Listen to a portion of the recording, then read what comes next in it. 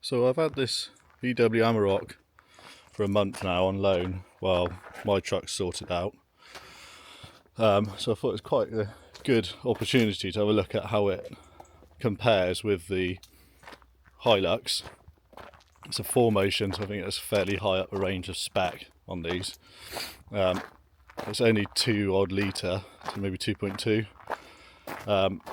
So here's what I think of it. I've been using it for towing pretty much exclusively, and we tow big trailers, things like that, and toilet trailers with wet tanks. So it's had a thorough workout. So what I think of it, and this isn't like a review, this is just what I think of it as a tow. So some good points. The wing mirrors are far superior to the Hilux, much bigger. That should be pretty standard on any towing truck, I think. Toyota need to sort that out. This is also really good. So you press that, and if you've got a trailer on, it does a light check for you. Again, I can't see what it would cost Toyota anything to do that, and that would be really good. Economy, it is noticeably more economical than the Hilux, like noticeably. I've had it a month, and I've gone for a tank of diesel. I'm doing a tank every other week in the Hilux. Oh, the other good point is the stereo, way better than the Hilux, and the climate control is like ice cold. The climate control on the Hilux is useless. This is way better, much better system. It's like you can't be in it when it's cold, when it's on cold. Another positive is this four-wheel drive 4A. I think it's adaptive four-wheel drive. I think I've confused it now. That's good actually, because if you're towing a trailer and you don't have anything in the back, and it stops the back end getting loose, and I've given that a thorough workout off-road. I did have some footage of it. Going around gravel tracks, but I deleted it because I'm stupid. Gravel tracks, 40 mile an hour, 90-degree corners, and it don't get loose. That is good. That's a good bit of kit. What sort of wear it puts on your differentials and stuff by using it, I don't know. But VW say it's fine to use, so I'd be inclined to use it. I think that is essentially the good points on this truck. Bad points, this screen is absolutely useless.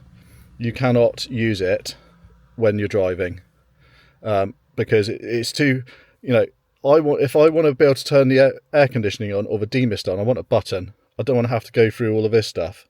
I want buttons. Like, that's fine on a car, maybe. I mean, I still don't like it, but it is awful. Like, there's no way you can touch one of these things, say, to make a call while you're driving a truck. It's just not possible. Gearbox, useless. It's got 10 speed gearbox. How it's got 10 gears and can never find the right gear, I do not know. When you're towing, it misses a gear or it's in the wrong gear. And with a smallish engine, that is the difference between getting up a hill decent and not, because it is bogging out then. I don't understand with 10 gears how I can't find the right gear. But that's about it, I think. As a car, it has some nice features. It really does have some nice features that Toyota should be doing. So, and this is my Hilux. Judge for yourselves which is the better looking vehicle. Yeah. So it's the Invincible X, so it's the top spec. Or I think you can get a Sport, which is slightly higher spec, but the top spec is a truck as far as I'm concerned. And again, it's a towing machine. So this one's the 2.8 auto. Got the Maxxis worm drives on it, which I really rate. For the cost price of a Goodrich, they're just as good. I've got them all, they're just as good. So, Hilux, where do you start? So I've had this from you, it's done 19,000 miles.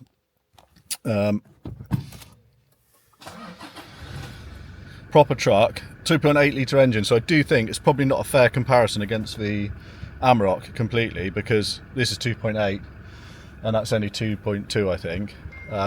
In theory, got the same horsepower, but I can tell you, if you're towing, this will pull that any day, absolutely any day. And I think it's partly down to the gearbox. Gearbox on the Hilux is always in the right gear. I've had like Dmaxes and stuff of a similar spec, and I found I was often driving them in manual, or semi-manual, because it wasn't in the right gear. I'd never do that in the Hilux because it's always in the right gear. The main bad point about the Hilux, in my opinion, is it does a regen every 130 miles, and that is an absolute pain. If you're going on a short journey, then you know, you get to where you're going and it's saying, I've just started a regen. It would be so easy for Toyota to sort this out. All they need is flash up on the dashboard, say, I want to do a regen, is now a good time to do it, and then give you, I don't know, 50 miles before it just forces it. That would be so easy to do. So you can say, well, no, like I've done numerous times, whenever I drive up to Wales, as I pull into the farm, it starts doing a regen every single time. I've just done 200-mile journey, and it could have done it anywhere along that. What else? So yeah, the wing mirrors are nowhere near as good on this. Which vehicle would you choose? Personally, I think if you want a car, it's got to be the Amarok. It's got a load of features that the Hilux should have, and it hasn't got. If you want a truck, I want to be able to turn a fan on by pushing a button, or turn the heated seats on, or just go, you know, air conditioning. This is really easy to use. It's a small screen, it's perfectly adequate, it's really easy to use. I 100% would choose the Hilux. Whether that is because I'm biased and I'm a Hilux person, Toyota person, I don't know. You know, that's possibly fair. And I do think if you had the 3 litre, which I don't think you can buy anymore, V6 Amarok, that's probably the better truck, which is going to be still alive in 10 years time.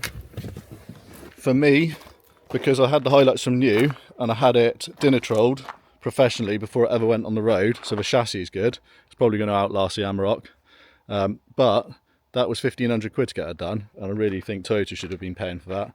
They're now doing chassis recalls on a lot of them, or treatments. They won't do mine because I already had it done. They won't do a top up, which I think is a bit rubbish really. So I've got the camera set up. I'm towing a 3.5 ton toilet trailer with the Hilux now, and I think one of the big differences between this and the Amarok is I've got the auto stop start turned off. I've basically got no driver assists on. You can just turn them all off, and nothing is binging at me, alarming at me, telling me I'm doing anything wrong. With the Amarok, it is going off constantly, binging, saying you're going too fast, your hands aren't on the steering wheel, even when your hands are clearly on the steering wheel.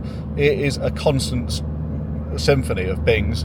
You might be able to turn them off. I didn't find out how to, and I just think, like, again, most modern vehicles have got that now, and that's probably one of the good reasons why I wouldn't buy the new Hilux, because I think it's very similar with that. You can't turn them off. But that's the nice thing about this one. I got everything turned off. Towing, that's how I want to tow. That's my choice. I want to tow like that. I don't want things shouting at me the whole time. I think the next truck I'm going to buy will be a Dmax electric. I'm waiting at the moment because at the moment they're only doing the twin cab and the space cab, and I want a single cab electric. We go through a lot of clutches, towing and stuff, with people who don't have the right skills, or should have better skills, I guess you could say, and also just some really tricky circumstances where it's not really the driver error, it is just so difficult and a clutch is wore out. And also the D-Maxes are coming to the end of their life. They're about 6 years old. I've already had to do a new fuel pump on one of them at £5,000, and the other one's on its way as well. So I don't think they're going to last that long. They're only 1.9 litre. We ask a lot from them for that. So I think we very rarely go out a 30-mile radius from our yard. An electric D-Max, permanent four-wheel drive, could be the answer. So I think that'll be the next vehicle I buy. I'd imagine it's going to have a load of stuff on it. But one of the good things that Isuzu does is they're quite good at making a base model, which I think more trucks should do. Like they will do a completely base model. I've even had them without electric windows and without central locking before. So this is a good example of sort of places we go. I doubt the camera shows how steep it is. It is pretty steep, to be honest. I've got a 3.5 ton trailer behind. Got loose gravel. I'm in four-wheel drive, because the thing about this four-wheel drive system is you have to be moving to get it in, so you need to get it in before you get to the problem. So it's better to put it in and not need it than get stuck, sort of start spinning and then wish you had it. Generally speaking, I would say I've had most of the pickups. I've had Navaras, got 4 D-Maxes here still now. Got 2 of these Hiluxes, so I've got a basic one as well as this. L200s I've had. I thought they were quite good, to be honest, the old ones. Defenders had a number of Defenders, which for a certain job is unbeatable, but the maintenance on them just doesn't stack up. When you think like you can get a Dmax on tick for the same as what it's costing to maintain a Defender, it just doesn't stack up. The Ineos Grenadier, I had a month's trial on that recently. That is a hell of a machine. That engine, if they'd put that engine and gearbox in the original Defender, what a machine that would have been. I would honestly do one. I think they're grossly underrated, those Ineos Grenadiers. However, they haven't sorted out the turning circle on that. The steering lock's awful and it won't get on my drive. So I think they would have to sort that out. So I think for me, conclusively, the Hilux is the better towing vehicle. But what do you think?